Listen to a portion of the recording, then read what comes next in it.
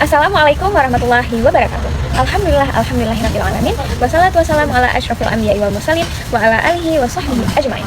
Puji beserta syukur atas kehadirat Allah Subhanahu wa taala yang telah memberikan kita kesehatan, rahmat beserta hidayahnya sehingga kita semua dapat menyelesaikan tugas yang telah diberikan dengan baik dan lancar. Alhamdulillah. Nah, yang kami hormati dosen kami yaitu Ibu Ridho Niharti MED, dan yang kami sayangi dan banggakan teman-teman sekalian. Nah, tanpa memperpanjang mukadimah, izinkan kami memperkenalkan diri. Kami dari kelompok 7 yang beranggotakan saya, Putri Devani Aris, dan rekan saya, Putri Ashifa dan Nadia Ramadhani. Nah, kami dari kelompok 7 ingin membahas PPT kami yang berjudul Multimedia Interaktif sebagai Model Pembelajaran Berbasis Iptek di PAUD. Nah, sebelum kita masuk ke topik pembahasannya, kita mau bahas-bahas sedikit nih. Apa sih, kenapa sih PAUD itu penting? Nah, PAUD adalah fondasi perkembangan anak, ya, fondasi perkembangan anak. Tujuan PAUD untuk apa? Agar tumbuh kembang anak itu optimal baik secara jasmani maupun rohaninya. Nah, anak-anak butuh yang namanya stimulasi pendidikan sejak dini, agar dia itu tidak terkejut ke pendidikan selanjutnya. Jadi mereka itu sudah terbiasa dalam melakukan pembelajaran, jadi mereka itu tidak terkejut lagi dengan pendidikan ke jenjang selanjutnya. Nah, di era yang serba-serba teknologi saat ini telah mengubah paradigma pembelajaran yang awalnya teacher-centered menjadi student-centered, yang dimana teknologi berperan sebagai alat bantu dan media pembelajaran yang interaktif. Nah, salah satu media pembelajaran berbasis iptek yang mungkin saat ini sangat populer yang sering digunakan di PAUD ialah multimedia interaktif. Nah, sekarang kita masuk ke pembahasannya. Nah, perkembangan teknologi di pendidikan itu perubahannya itu sangat cepat ya. Dari yang guru menjadi pusat, sekarang anak yang menjadi pusat. Kayak yang saya bilang tadi, yang teacher centered menjadi student centered. Nah, anak sekarang itu lebih ke digital natives. Apa tuh digital natives? Mereka itu lebih terbiasa dengan gadget dan aplikasinya. Kayak yang kita lihat sekarang ini kan lebih sering anak itu dikasih HP atau gadget daripada dibiarin main gitu aja. Karena mereka kalau udah dikasih HP udah tentu diam. Tapi kalau misalnya kita biarin mereka main, itu mereka kayak sekarang itu cepet bosan gitu. Nggak kayak kita yang dulu yang kayak nggak kenal gadget, yang emang main-main aja kerjanya. Tapi sekarang itu udah kayak beda banget. Nah, anak-anak kini lebih responsif terhadap media digital dibandingkan media cetak ataupun media lisan. Anak-anak itu lebih cepat paham dengan media digital daripada buku ataupun ceramah yang diberikan oleh gurunya. Kan anak-anak cepat bosan ya, apalagi dengan ceramah, kita cerita-cerita gini mereka cepat bosan. Jadi mereka lebih cepat tangkap dengan media digital. Nah, multimedia interaktif ini berfungsi sebagai guru digital yang membimbing anak langkah demi langkahnya. Ketika anak kesulitan, aplikasi bisa memberikan petunjuk atau bantuan tambahan tanpa membuat anak merasa malu atau tertekan. Nah, gimana sih contoh membimbing anak melalui aplikasi atau tontonan-tontonan lain? Ya bisa banget, sekarang ini kan sudah banyak aplikasi seperti yang di dalamnya itu ada kayak berhitung, mengenal hewan, mengenal suara hewan, mengenal posisi, tumbuhan, bahasa, warna. Itu di era yang sekarang ini udah nggak sedikit lagi kita dapatkan aplikasi-aplikasi tersebut ya. Apalagi sekarang juga tontonan anak-anak juga, kalau misalnya kita buka YouTube anak itu pasti sudah keluar banyak sekali tontonan-tontonan yang bisa membantu pertumbuhan si kecil.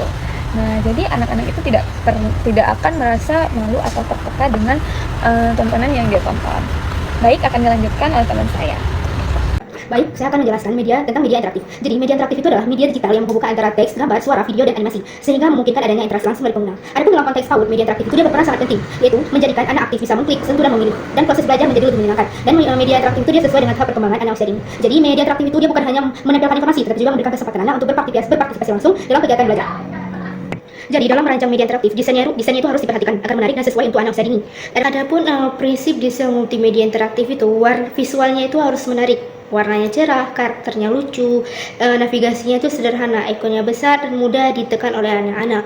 Instruksi suara yang jelas, jadi agar mudah dipahami oleh anak usia dini. Dan durasinya itu singkat, sekitar 10-15 menit karena anak usia dini akan cepat bosan. Adapun kelebihan dari multimedia interaktif itu, yang pertama adalah anak lebih semangat belajar, dapat melibatkan banyak indera, ada visual, audio, dan motorik. Jadi belajarnya itu dalam multimedia itu anak-anak akan belajar sesuai dengan kecepatan mereka masing-masing, mudah diulang kapan saja dan bisa digunakan oleh guru ataupun orang tua. Adapun kekurangan dari multimedia interaktif adalah perlu bimbingan orang dewasa agar anak tidak kecanduan, dan tidak semua sekolah memiliki fasilitas yang memadai.